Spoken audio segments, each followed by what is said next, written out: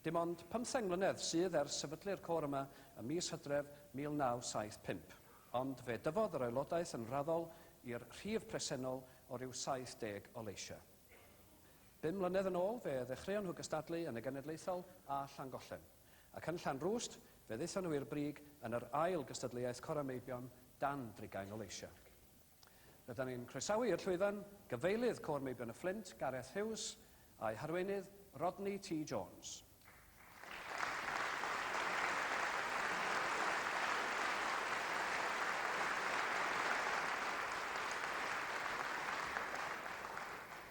Wel, fe luniodd Doris Arnold nifer o drefniannau effeithiol iawn i leisiau Meibion, ac un o'r rheini gawn ni i ddechrau cyflwyniad Côr y Fflint, O Cyfod Hael.